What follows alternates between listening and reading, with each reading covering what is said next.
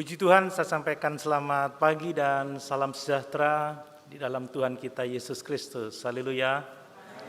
Bersyukur kita boleh kembali bersama-sama bersekutu untuk beribadah, memuliakan Tuhan dan diberkati dengan firman-Nya. Mari kita membaca bersama-sama di dalam Kolose pasal yang ketiga, Kolose pasal 3 ayat yang ke-19.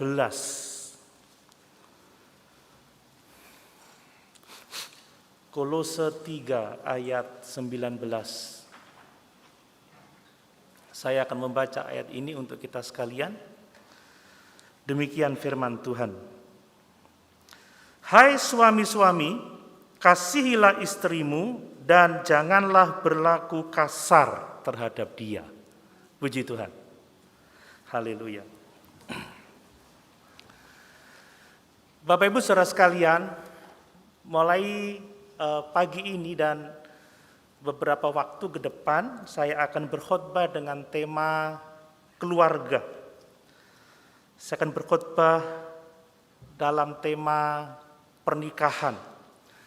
Dan pagi ini saya mulai dengan Kolose 3 ayat yang ke-19 yang berbicara mengenai tugas dan tanggung jawab suami dalam hidup pernikahannya. Mungkin ada yang berpikir kenapa tema-tema khusus tidak diadakan di kebaktian kategorial seperti pria atau wanita.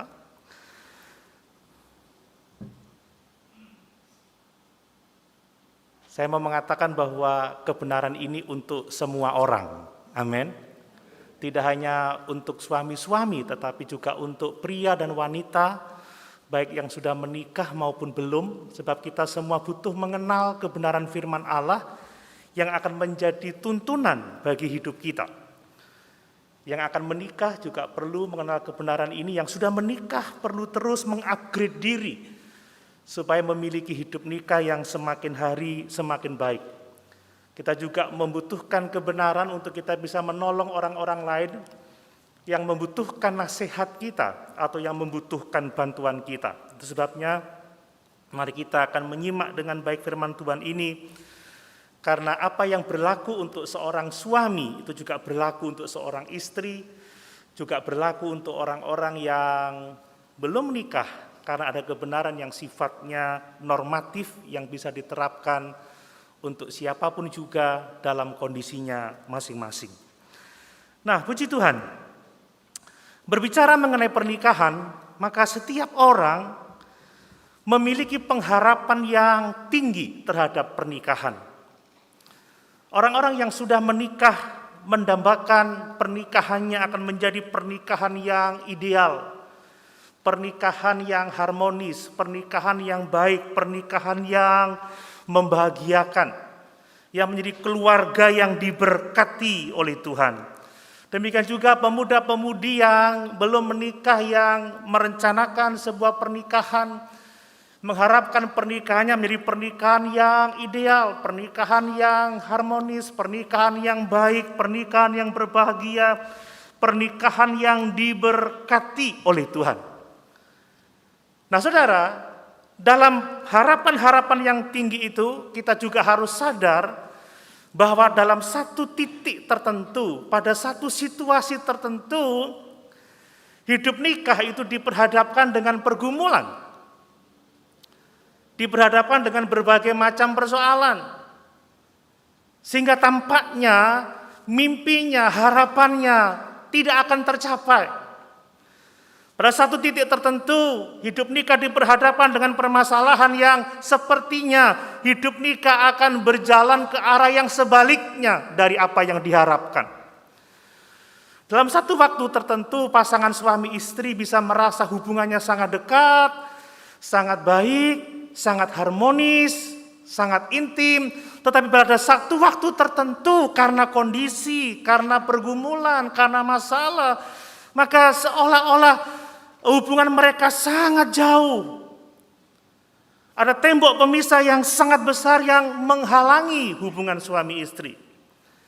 Dalam kondisi yang seperti itu, anak-anak Tuhan harus waspada. Amin. Sebab kalau kita ada dalam persimpangan yang seperti itu, kita tidak bisa menghandlenya dengan baik, bisa-bisa pernikahan kita akan hancur berantakan. Lalu pertanyaannya, apa yang harus kita lakukan dalam kondisi yang seperti itu? Sebagai orang percaya, kita harus memiliki hubungan yang dekat dengan Tuhan. Amin. Kita harus memiliki hubungan yang intim dengan Juru Selamat kita, Yesus Kristus. Kenapa? Sebab hubungan dekat kita dengan Tuhan itu akan mempengaruhi hubungan-hubungan yang lain. Hubungan kita dengan sesama, juga hubungan dengan pasangan hidup, hubungan dalam kehidupan rumah tangga. Orang yang semakin dekat dan intim dengan Tuhan, dia akan mampu membangun hubungan nikahnya dengan sangat baik. Amin. Tetapi orang yang jauh dari Tuhan, dia tidak memiliki panduan, tidak memiliki map, ya, untuk dia bisa membangun hubungan yang baik dalam hidup nikahnya. Coba saudara baca dalam ayat 12 sampai 14 Kolose 3 tadi. Ayat 12 sampai 14. Karena itu sebagai orang-orang pilihan Allah yang dikuduskan dan dikasihinya, kenakanlah belas kasihan, kemurahan, kerendahan hati, kelemah lembutan, dan kesabaran. Sabarlah kamu seorang terhadap yang lain, dan ampunilah seorang akan yang lain. Apabila yang seorang menaruh dendam terhadap yang lain, sama seperti Tuhan telah mengampuni kamu, kamu perbuat jugalah demikian. Dan di atas semuanya itu, kenakanlah kasih sebagai pengikat yang mempersatukan dan yang menyempurnakan. Amin. Hubungan kita dengan Tuhan akan mempengaruhi hubungan kita dengan orang lain. Hubungan kita di gereja maupun hubungan kita di dalam rumah tangga. Orang-orang yang benar-benar percaya kepada Yesus, orang-orang yang telah dipilih oleh Allah, yang dikuduskan untuk Kristus, harus mengenakan belas kasihan. Kalau orang mengenakan belas kasihan, hubungannya dengan orang lain akan penuh dengan kasih sayang. Amin. Apalagi hubungan suami istri, saudara, orang tua anak, akan ada kasih sayang.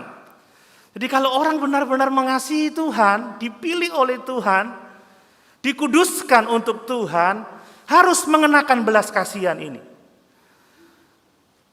Kemudian apa lagi? Dikatakan kemurahan, kerendahan hati, kelemah lembutan, kesabaran. Kita diminta sabar seorang akan yang lain. Jadi kalau kita benar-benar memiliki hubungan yang dekat dengan Tuhan, hubungan yang benar dengan Yesus, maka kita akan sanggup membangun hubungan yang baik dengan pihak yang lain, apalagi dalam keluarga kita. Suami-suami Kristen akan mengenakan belas kasihan, kemurahan, kesabaran, kelemah lembutan, dan semua yang baik. Amin, saudara. Istri-istri Kristen juga akan mengenakan itu semua. Semua kita dalam kehidupan gereja ini, kita akan mengenakan buah-buah rohani dalam membangun hubungan kita dengan Tuhan. Saudara, nah selanjutnya dalam ayat yang ke-18, 19, 20, 21, 22, maka Paulus menerapkan karakter-karakter ini dalam hubungan suami, istri, orang tua, anak, tuan, dan hamba. Jadi orang-orang percaya harus menerapkan karakter Kristus, buah-buah roh yang baik ini di dalam setiap relasi kita. Ini kehendak Tuhan yang dinyatakan kepada kita, saudara. Saya mau mengatakan, saya bisa berpura-pura menjadi seorang pendeta yang baik, sebagai seorang Kristen yang baik. Tapi saya tidak bisa berpura-pura terhadap istri saya, terhadap anak-anak saya. Saudara bisa berpenampilan sebagai seorang Kristen yang baik di tengah-tengah jemaat atau di lingkungan yang lebih luas, tetapi kita tidak bisa berpura-pura di depan keluarga. Keluarga yang tahu persis siapa diri kita. Amin. Orang-orang dekat kita. Nah, kalau di keluarga kita mencerminkan karakter ilahi, kalau di keluarga kita menunjukkan buah-buah roh, maka pasti di luar itu bukan sandiwara. Amin. Kalau orang di luar sandiwara, maka di rumah kebanyakan banyak orang menunjukkan realita dia yang sesungguhnya. Makanya penting sekali kita memperhatikan ini. Dan secara khusus di dalam Kolose pasal 3 ayat 19, maka Paulus menunjukkan bagaimana seorang suami harus menghidupi imannya, harus menghidupi persekutuannya dengan Tuhan, harus menyatakan buah-buah rohnya dalam hubungannya dengan istrinya dalam hidup nikahnya. Mari saudara kita melihat ini. Paulus berkata apa? Hai suami-suami, kasihilah istrimu dan janganlah berlaku kasar terhadap dia. Saya membaca dalam terjemahan The Message, ditulis seperti ini. Husbands, go all out in love for your wife. All out, saudara, sepenuhnya. Ya, sepenuhnya. Go all out, mengasihi pasangan itu harus all out. Ya, suami mengasihi istrinya all out, saudara ya. Semuanya diberikan.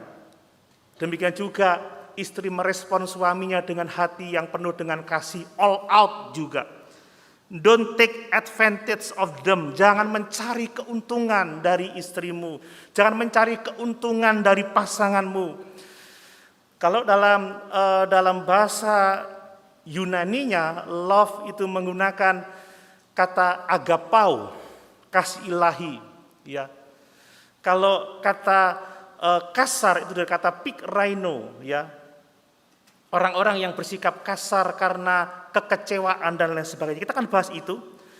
Tetapi saya mau menunjukkan bahwa dua perintah ini sangat penting, saudara. Bagi seorang suami untuk mengasihi istrinya dan tidak berlaku kasar terhadap istrinya. Mungkin ada yang berpikir, saya sudah tahu ayat ini banyak. Kan perintahnya sederhana, mengasihi, kemudian tidak berlaku kasar. Tapi saya mau katakan, saudara, tidak ada seorang pun yang sudah sempurna dalam hal mengasihi. Amin. Amin. Saya juga belum sempurna dalam hal mengasihi. Dan terkadang kalau kita kecewa, kita ada pergumulan, tidak jarang kita juga menunjukkan sikap yang tidak ramah, sikap yang tidak lemah lembut. Ya, betapapun, berapa lama pun kita sudah mengikut Tuhan, berapa lama pun kita merasa sudah dewasa rohani, masih ada kebutuhan untuk bertumbuh di dalam mengasihi, di dalam berlaku ramah kepada pihak lain. Dalam kita mengasihi istri, mengasihi keluarga, kita butuh terus bertumbuh, selalu akan ada ruang untuk kita bertumbuh dalam kasih dan setiap perbuatan baik. Nah, mari kita lihat yang pertama, perintah yang pertama dikatakan bahwa hai suami-suami, kasihilah istrimu. Saudara, Rasul Paulus menunjukkan kepada kita bahwa tanggung jawab seorang suami adalah mengasihi istrinya. Suami tanggung jawabnya mengasihi istrinya. Seorang suami yang baik, seorang suami Kristen yang mengasihi Tuhan, dia akan terus-menerus berusaha untuk memikirkan dan mengembangkan kecakapannya dalam mengasihi istrinya. Saudara, bertambah hari kita terus perlu meningkatkan kualitas kasih kepada pasangan. Kenapa, saudara? Karena keadaan berubah. Ya, keadaan fisik berubah, situasi ekonomi berubah, lingkungan berubah, dan banyak yang berubah. Ketika suami masih pengantin baru, saudara, istrinya masih sehat, masih kuat, belum ada anak, maka itu berbeda tatkala kita mengasihinya pada waktu dia mempunyai anak satu, anak dua, belum lagi semakin lama tubuhnya semakin merosot, ya, kelelahan, faktor sakit, apalagi di masa pandemi seperti sekarang ini. Kalau dulu ibu-ibu tidak terlalu berat, anak-anaknya pagi berangkat ke sekolah 4-5 jam, 6 jam baru pulang. Selama anak-anak ada di sekolah masih bisa istirahat, mengerjakan yang lain. Tapi sekarang belum ngurus rumah tangga, ngurus cucian, ngurus masakan, masih ngurus anak belajar online. Wow, setengah mati. Suami harus terus belajar meningkatkan kasihnya kepada pasangannya. Amin. Berbeda loh saudara mengasihi istri tanpa anak dengan 1 anak, 2 anak, apalagi yang sangat subur. Seperti saya dulu, 1 tahun ada. Betapa sibuknya istri saya. Suami perlu terus memikirkan bagaimana dapat mengasihi istrinya lebih baik lagi, lebih baik lagi, lebih baik lagi. Seperti yang dilakukan Kristus kepada kita. Amin. Kasih Tuhan terus luar biasa kita terima. Setiap apa yang kita butuhkan dalam keadaan apapun juga kasih-Nya dapat kita andalkan. Dia memberikan yang terbaik bagi kita. Saat kita menghadapi pergumulan yang kita pandang mungkin tidak terlalu berat, di situ ada kasih Tuhan. Tatkala pergumulannya semakin memberat, di situ ada kasih Tuhan. Mungkin kita merasa sangat berat, tapi Tuhan tidak membiarkan kita dicobai melebihi kekuatan kita. Amin. Jadi kasih ini harus terus meningkat, saudara. Karena keadaan berubah, situasi berubah, pergumulan berubah. Ya, kalau dulu dengan anak 1 mungkin uang belanja hanya cukup 1 juta, tapi dengan anak 2 sudah tidak cukup lagi. Ya toh, apalagi anak 3 sudah mulai kuliah. Kalau 1 masih SMA, 1 kuliah masih mending. Kalau 2 kuliah, 3 kuliah, waduh kebutuhannya lebih besar. Kasih harus meningkat, kasih harus memenuhi kebutuhan. Amin. Kasih menjawab tantangan, saudara.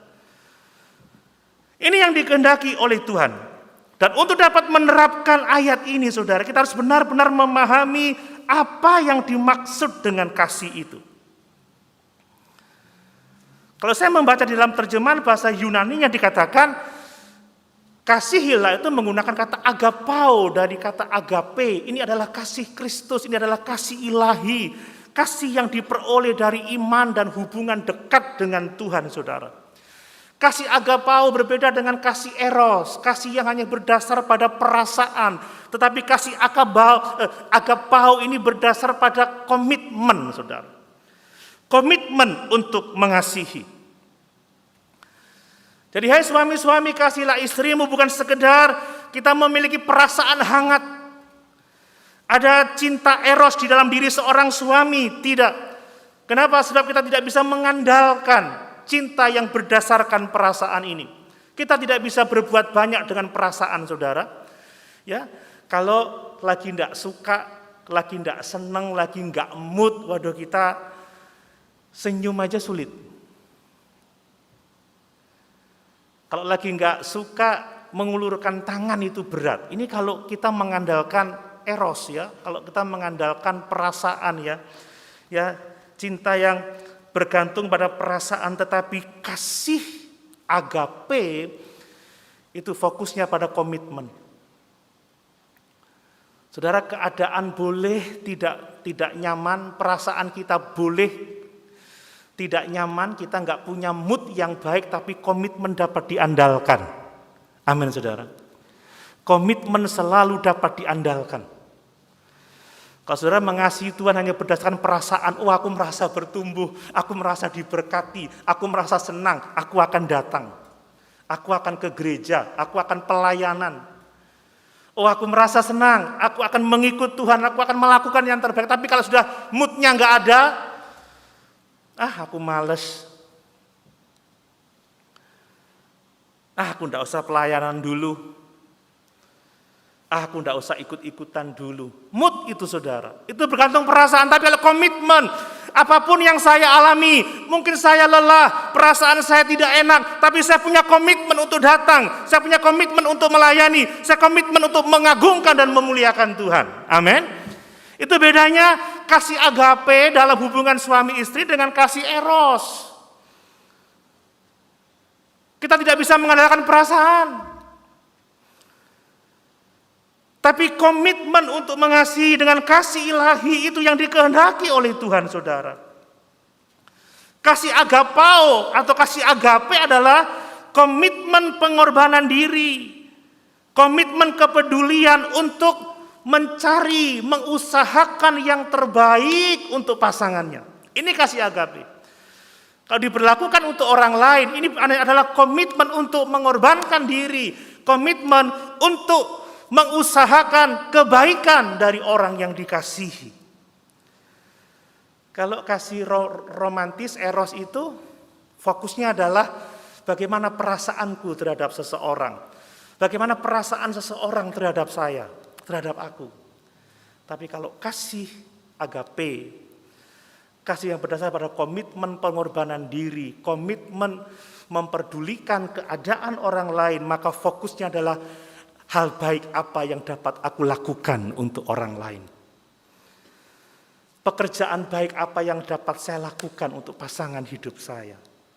Kalau dia seorang suami, perbuatan baik apa yang dapat saya lakukan untuk kebaikan istri saya. Saudara, kasih agape itu tampak dalam tindakan-tindakan baik. Kasih agape itu tampak dalam pekerjaan-pekerjaan baik, bukan perasaan hangat saja, tapi tindakan. Mungkin kita tidak punya perasaan hangat, tapi tindakan selalu mengusahakan yang terbaik untuk pasangan.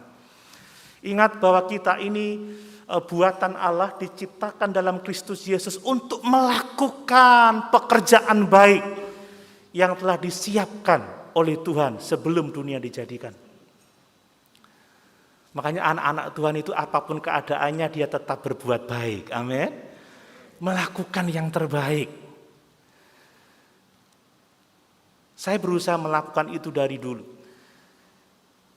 Kalau saya mengajar, saya dikenal dengan smiling teacher. Dulu seperti itu. Sekarang orang tidak bisa lihat smile saya karena tertutup masker. Saya ngajar di sekolah lain gitu, wah ini smiling teacher datang nih, smiling teacher. Padahal ya capek, ya kesel, ya kadang gregetan saudara, tapi komitmen melakukan yang terbaik. Beri senyum, amin saudara. Beri pelayanan yang terbaik, ini yang disebut dengan agape saudara. Jadi saudara, untuk kita bisa mentaati firman Tuhan ini, maka kita harus memahami bahwa cara kita mengasihi pasangan adalah dengan apa? Dengan berkomitmen untuk mengorbankan diri kita, berkomitmen untuk mempedulikan pasangan kita, supaya hidupnya menjadi jauh lebih baik dari sebelumnya. Ini yang dinamakan dengan kasih ilahi. Kita menginginkan kebaikan tertinggi dari orang yang kita kasihi. Ini kehendak Tuhan bagi kita. Mari kita lihat bahwa hal utama yang ada dalam kasih agape itu adalah komitmen, saudara.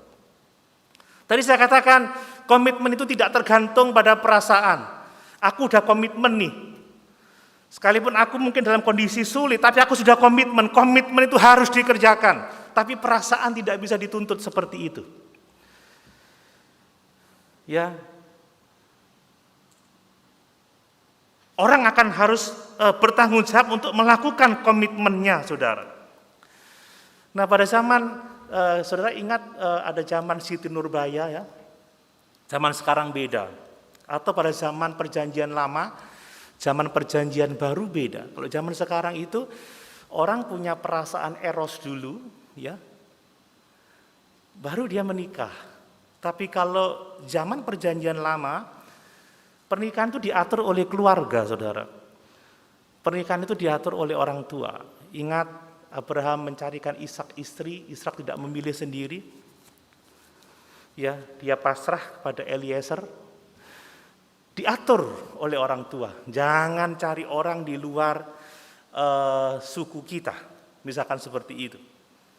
Itu pada waktu jangan dari orang yang di luar anggota keluarga kita. Nah, pada masa Paulus juga seperti itu. Kebanyakan pernikahan Yahudi pada waktu itu orang-orang percaya itu diatur oleh keluarga, bukan ditentukan oleh falling in love ya, cinta pada first sight ya, pandangan pertama gitu, tidak saudara.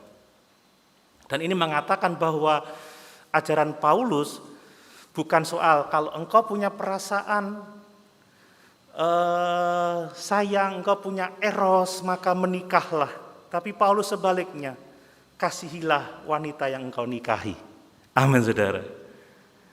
Apakah diatur oleh orang tua, apakah engkau menemukannya sendiri, Kalau udah menikah itu datang dari Tuhan, dan Alkitab berkata, kasihilah pasanganmu. Amin. Kasihilah istrimu. Ini yang bicara soal komitmen, saudara.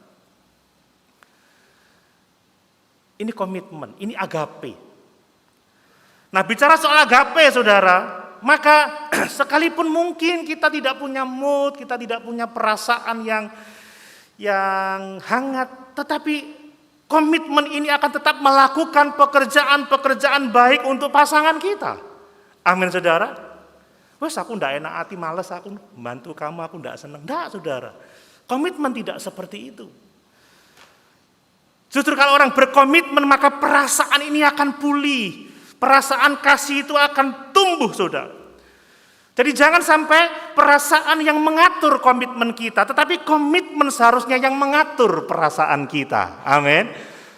Jangan sampai karena aku merasa tidak nyaman, aku tidak melakukan itu, padahal dia sudah komitmen. Komitmen yang harus membangun perasaan kita, bukan perasaan yang menjadi pilot atau menjadi kendali bagi apa yang kita kerjakan. Ini yang dikehendaki oleh Tuhan. Jadi sekalipun mungkin kita dalam situasi terburuk, hubungan suami istri, ada pergumulan, ada kegoncangan, saudara, perasaan kita tidak nyaman, tidak ada mood, tidak ada hubungan yang klik gitu. Tapi komitmen menuntut kita untuk tetap melakukan yang terbaik untuk pasangan kita. Dan kalau kita setia pada komitmen kita, maka perasaan yang baik itu juga akan tumbuh. Amin. Ini kehendak Tuhan. Demikian juga dengan hubungan-hubungan yang lain, saudara. Komitmen yang paling penting. Komitmen yang seharusnya menghasilkan perasaan yang baik itu. Nah, komitmen juga berbicara bahwa mengasihi istri itu adalah tanggung jawab ketaatan kita kepada Tuhan, saudara. Jadi perintah, hai suami-suami, kasihilah istrimu, ini tanggung jawab dari Tuhan. Ini bicara soal ketaatan kita kepada Tuhan. Jadi apapun situasinya, apapun kondisinya, maka tanggung jawab suami adalah mengasihi istrinya.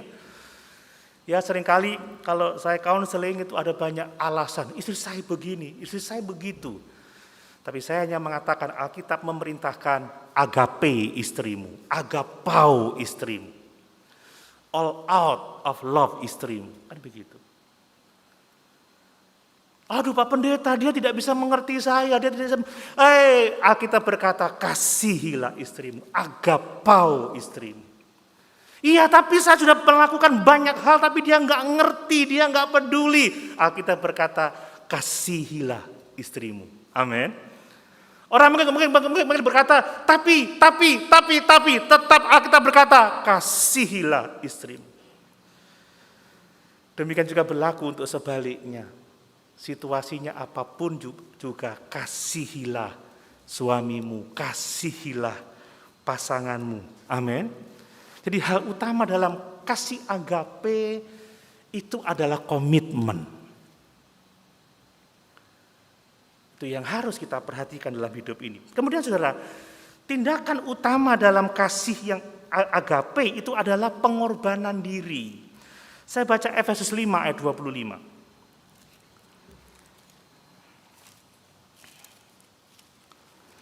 Efesus pasal 5 ayat 25. Demikian firman Tuhan.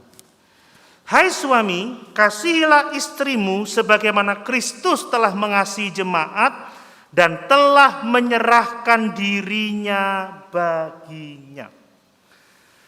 Jelas sekali ayat ini bahwa seorang suami harus mengasihi istrinya sebagaimana Kristus telah mengasihi jemaat dan telah menyerahkan dirinya baginya. Saudara, kasih agape itu artinya mengorbankan diri untuk kebaikan orang yang dikasihi, saudara. Jadi kalau seorang suami mengasihi istrinya, dia akan mengorbankan dirinya untuk kebaikan istrinya. Ini adalah seperti yang dilakukan oleh Tuhan Yesus ketika dia mengorbankan dirinya di atas kayu salib supaya kita dapat memiliki hidup yang kekal. Amin. Dengan kasih yang seperti inilah seorang suami harus mengasihi istrinya. Saudara, mungkin Seorang suami tidak benar-benar mengorbankan dirinya seperti Yesus mati secara fisik seperti itu, tidak, saudara, mungkin tidak seperti itu. Tetapi dalam setiap situasi, setiap saat, setiap waktu, seorang suami dia punya kesempatan untuk mati bagi diri sendiri. Punya kesempatan untuk menyangkal diri, saudara. Untuk apa? Untuk dapat melayani istrinya. Untuk dapat melakukan yang terbaik bagi pasangannya. Ini yang disebut dengan mengasihi dengan pengorbanan. Saudara, mulai awal menikah, ya, seiring berjalannya waktu, kebutuhan istri itu berubah-ubah. Dan biasanya terus meningkat, saudara. Dan kalau istri membutuhkan suaminya ada dekat dengan dia atau melakukan sesuatu untuk dia, maka yang dibutuhkan adalah pengorbanan diri. Yang dibutuhkan adalah menyangkal diri, saudara.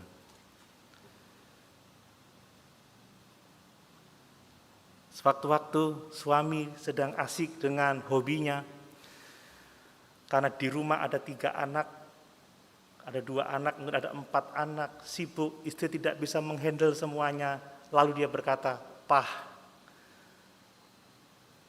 bantu saya." Bagaimana suami? Lagi asik nih. Kalau anak saya kalau lagi game, lagi main game, papanya minta tolong, gamenya belum selesai. Sudah, saudara, itu angkara murka.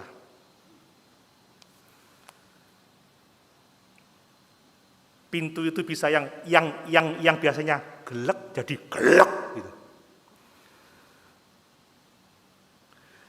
Suami kalau pas lagi sibuk dan dia nggak bisa diganggu tiba-tiba, "Pah,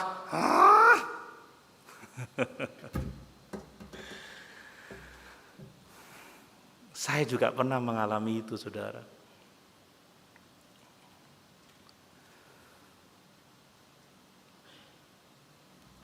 Tuhan mengajar supaya menyangkal diri, memberi diri. Ya, artinya kita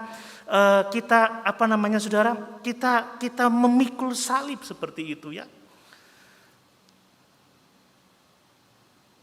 Kita menaruh kepentingan kita melayani pasangan kita. Ini yang dikehendaki oleh Tuhan, saudara. Kadang kita punya pekerjaan yang sangat penting mungkin, ya, dengan keuntungan yang besar, tiba-tiba seorang istri mempunyai kebutuhan yang sangat urgent, misalkan seperti itu. Apakah suami mau berkorban kehilangan untung untuk istrinya? Kadang istri tidak lebih berharga dari cuan, dari keuntungan, dari uang, dari harta benda. Yesus mengorbankan segala-galanya untuk kita. Amin. Dia meninggalkan tahtanya. Dia meninggalkan kemuliaannya di sorga. Dia meninggalkan semua terbaik yang dia miliki di sorga. Dan dia menjadi manusia, bahkan menjadi seorang hamba yang taat, bahkan taat sampai mati di atas kayu salib. Dengan pengorbanan yang seperti itulah, seorang suami harus mengasihi istrinya. Ini yang dikehendaki oleh Tuhan atas kita, saudara. Mungkin ada orang yang bilang terlalu berat, terlalu sulit. Tapi mari baca dalam Lukas pasal 9 ayat 23, saudara. Lukas pasal 9 ayat 23. Demikian firman Tuhan. Lukas pasal 9 ayat 23. Ya. Tuhan Yesus mengatakan, katanya kepada mereka semua, setiap orang yang mau mengikut aku, ia harus menyangkal dirinya, memikul salibnya setiap hari, dan mengikut aku. Amin. Motivasi seorang suami mengorbankan dirinya, menyangkal dirinya adalah karena dia melihat Kristus yang telah menyangkal dirinya, memikul salibnya untuk kebahagiaan jemaat, untuk kebaikan jemaat. Demikianlah suami akan menyangkal dirinya untuk dapat melayani istrinya. Kemudian saudara, tujuan dari kasih agape adalah kesalehan hidup dari pasangan. Nah, ini luar biasa. Tujuan dari kasih agape adalah kesalehan hidup. Saya baca lagi dalam Efesus pasal yang ke-5 tadi. Ya. Saya baca ayat yang ke-26, untuk menguduskannya sesudah ia menyucikannya dengan memandikannya dengan air dan firman, supaya dengan demikian ia menempatkan jemaat di hadapan dirinya dengan cemerlang, tanpa cacat atau kerut atau yang serupa itu, tetapi supaya jemaat kudus dan tidak bercela. Demikian juga suami harus mengasihi istrinya sama seperti tubuhnya sendiri. Siapa yang mengasihi istrinya, mengasihi dirinya sendiri. Kasih itu selalu mencari kebaikan yang terbaik untuk orang yang dikasihi, saudara. Dan kebaikan terbaik atau kebaikan tertinggi adalah kalau orang-orang yang kita kasihi, dia dewasa rohani. Amin. Tanpa cacat, tanpa kerut atau yang serupa itu, saudara. Jemaat kudus cemerlang. Kebaikan dari orang yang kita kasih bukan semata-mata kebaikan secara jasmani, ya apa yang dia butuhkan cukup, ya itu memang perlu. Tetapi yang terutama adalah supaya pasangan hidup kita menjadi orang-orang yang saleh. Menjadi orang-orang yang dewasa rohani, menjadi orang-orang yang seperti Kristus, menjadi orang-orang yang mencintai Tuhan. Dan untuk melakukan itu, suami tidak hanya bisa mengatakan, kamu harus saleh, kamu harus takut akan Tuhan, kamu harus mengasihi Tuhan. Tidak, saudara. Suami harus melakukannya dengan memberikan keteladanan hidup. Amin. Survei di mana-mana, saudara, gereja itu kehadirannya itu 70% ke atas itu wanita-wanita, 30% pria-pria. Bahkan di gereja kita, ya, kebaktian pada wanita dulu sebelum pandemi itu yang hadir itu jauh lebih banyak daripada kehadiran para pria. Kita ini menjadi suami yang mendorong istri untuk taat atau memberi teladan untuk taat, atau istri yang mendorong suami untuk taat. Kadang terjadi sebaliknya, saudara. Kita tidak bisa mengatakan, hei istri, hidup saleh ya. Hai istri, mengasihi Tuhan ya. Hai istri, setia ya. Tidak bisa. Kita harus memberikan teladan dalam kehidupan kerohanian kita. Memberi teladan dalam kehidupan doa kita. Memberikan teladan dalam kehidupan perenungan firman Tuhan kita, teladan dalam ibadah kita, teladan dalam pelayanan kita. Demikian juga untuk anak-anak kita, kalau kita memiliki semuanya itu akan mendorong pasangan kita untuk juga menginginkan sesuatu yang sama. Amin.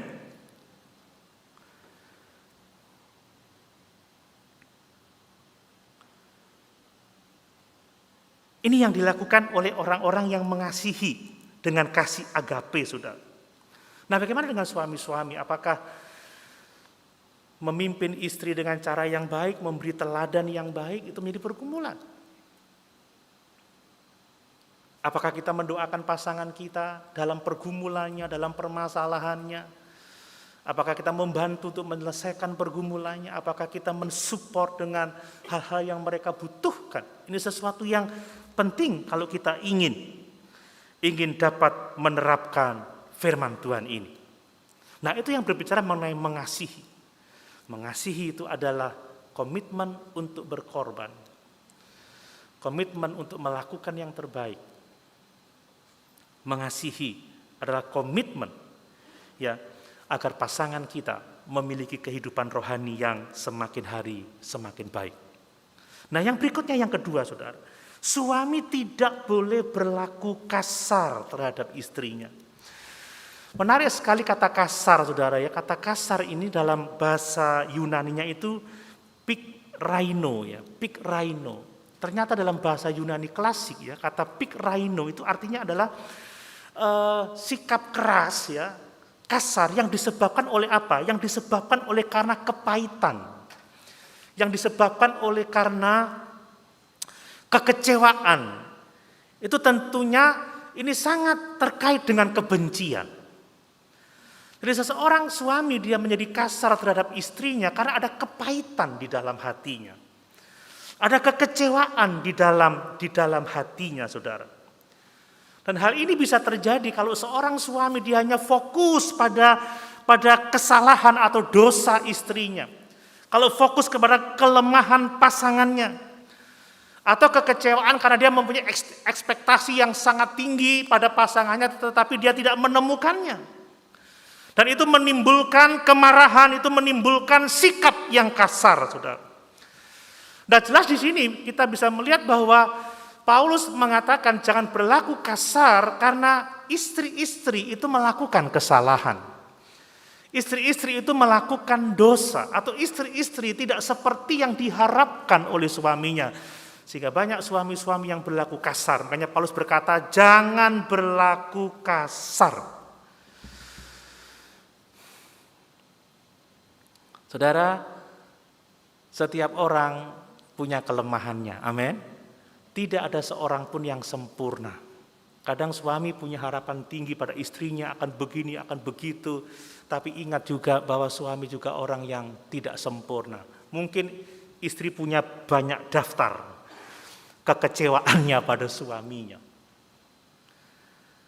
Kesadaran bahwa semua kita tidak sempurna itu akan menolong kita untuk dapat mengatasi kepahitan, untuk dapat mengatasi sakit hati, kekecewaan yang seringkali membuat kita bersikap arogan atau bersikap kasar terhadap orang lain. Saudara, ada 3 implikasi dari kebenaran itu. Seseorang yang tidak berlaku kasar itu artinya bahwa dia itu memimpin rumah tangganya dengan kasih. Bukan dengan kekerasan, ya, dengan otoritas yang otoriter, kekerasan. Ya, suami biasanya kasar karena dirinya merasa terancam, karena dia kecewa, karena dia putus asa, karena harapannya tidak terpenuhi, maka dia melakukan dengan tekanan, melakukan dengan paksaan, dengan kekerasan begitu. Biasanya seperti itu. Kita seringkali mengalami hal seperti itu ya, kalau kita tidak nyaman, kita nggak senang, kita lihat ada kekeliruan, kita menekan pasangan hidup kita dengan kemarahan, dengan kekasaran. Mungkin tidak secara verbal, tetapi kadang secara tindakan dan lain sebagainya. Atau mungkin bisa dua-duanya, saudara. Ketika seorang suami keinginannya tidak dituruti, maka dia akan menekan pasangannya, memarahi, bersikap kasar. Saudara, ini sesuatu yang harus dihindari, saudara. Tugas seorang suami bukan memimpin dengan otoriter, tetapi memimpin dengan kasih. Memang ada kalanya istri-istri memberontak, saudara ya, tidak takut akan Tuhan. Nah, itu butuh nasihat, itu butuh teguran. Tetapi saya pikir tidak akan terlalu seringlah seorang suami harus menegur dengan keras, dengan cara kasar. Tetapi Allah menghendaki supaya seorang suami lebih memimpin rumah tangganya dengan kasih. Bukan dengan berlaku kasar. Ya, tidak cocok dikit udah bentak, saudara ya, ngomongnya udah tidak karu-karuan. Ini malah akan memperburuk suasana. Kemudian tidak berlaku kasar juga berarti bahwa seorang suami harus dapat menyelesaikan kepahitan dalam dirinya, begitu saudara. Menyelesaikan kekecewaan yang ada dalam dirinya, menyelesaikan luka-luka batinnya, saudara. Kalau seorang suami tidak dapat menyelesaikan kekecewaannya, tidak bisa menyelesaikan luka-luka batinnya, maka tidak dapat dihindari seorang suami akan tetap berlaku kasar terhadap istrinya. Seringkali kita kecewa, kita marah kalau orang yang kita cintai tidak melakukan sesuatu yang kita inginkan. Kita kecewa dengan ketidaksempurnaan pasangan kita, tapi seperti tadi saya katakan, saudara, jangan lupa kita pun juga tidak sempurna. Dua-duanya tidak sempurna. Kita tidak boleh menganggap diri kita sempurna dan orang lain sempurna, tetapi mari kita saling memandang bahwa setiap orang sedang bertumbuh dan membutuhkan pertolongan. Nah, ini menjadi penting. Jadi suami-suami harus bisa membereskan kalau ada sakit hati, ada kekecewaan harus dihadapi dengan benar, diselesaikan dengan benar. Seringkali orang suka menghindar ya kalau ada konflik dengan pasangan, ditinggal pergi, ditinggal mancing ya, ditinggal makan gitu kan, ditinggal jalan-jalan, tapi tidak diselesaikan, tidak beres. Akhirnya lupa, tapi ada bopeng, saudara. Ya, bekas luka, dan kalau itu terkorek lagi akan semakin besar luka itu. Kalau kita tidak bisa menyelesaikan akar pahit kita, persoalan kita akan tidak bisa berlaku lembut. Yang terjadi adalah kemarahan, sikap kasar, saling membentak, saling menyalahkan, dan saling menyakiti, dan itu akan membawa kehancuran yang luar biasa. Saudara, mari kita mau belajar untuk dapat mengatasi kekecewaan kita, kepahitan dalam diri kita, supaya kita bisa berlaku ramah terhadap pasangan kita. Dan yang berikutnya, saudara, yang terakhir adalah bahwa suami, dia tidak berlaku kasar terhadap istrinya kalau dia mau menciptakan suasana emosi keluarga yang sangat baik. Ini menjadi sangat penting, saudara. Bicara soal kepahitan, kekecewaan, itu ngomong soal emosi, saudara. Muram, ceria, ya, cemberut, dan lain sebagainya. Dan emosi di sini menjadi inti hubungan, saudara. Seseorang yang intim, kedekatannya baik, maka akan ada sukacita, ada damai sejahtera, ada penerimaan. Tetapi kepahitan selalu menghasilkan perasaan marah, perasaan terasing, tidak mau dekat, saling menjauh satu dengan yang lain. Makanya seorang suami dia harus tidak membiarkan dirinya menjadi pribadi yang murung, menjadi pribadi yang pemarah, menjadi pribadi yang tidak jelas gitu, saudara ya. Kalau suami membiarkan dirinya menjadi seorang yang pemurung, seorang yang pemarah, seorang yang tidak jelas, maka dia sedang meracuni keluarganya dengan perasaan-perasaan yang tidak sehat. Dan kalau itu terjadi, yang ada pasti keretakan, kehancuran, dan lain sebagainya. Sebagai seorang kepala keluarga, maka seorang suami harus dapat menciptakan suasana atau lingkungan yang penuh dengan keceriaan. Mungkin dia stres, tertekan, tapi ketika dia masuk rumah, dia membawa senyuman. Ya, dia tidak mencari kesempatan untuk dilayani, tetapi dia mulai melayani dan melakukan yang terbaik untuk pasangannya. Dan kalau itu dilakukan, saudara, maka keluarga akan menjadi keluarga yang sangat bahagia dan diberkati oleh Tuhan. Amin. Bukan berarti tidak ada pergumulan, bukan berarti tidak ada masalah, tetapi karena ada hubungan yang penuh dengan kasih sayang. Karena membuang emosi-emosi negatif, tetapi menghadirkan sukacita, damai sejahtera dalam rumah tangga, maka keluarga itu akan kuat dan dapat melalui berbagai macam tantangan dalam hidup ini. Bagaimana dengan hari-hari ini, saudara? Masa-masa ini sukar. Mari kita memperhatikan rumah tangga kita masing-masing. Amin. Setan berusaha menjatuhkan kehidupan orang percaya dengan menghancurkan keluarga-keluarga orang percaya. Mari pagi ini kita mulai dari suami-suami. Suami-suami, kasihilah istrimu dan jangan berlaku kasar terhadap dia. Amin. Mari sama-sama kita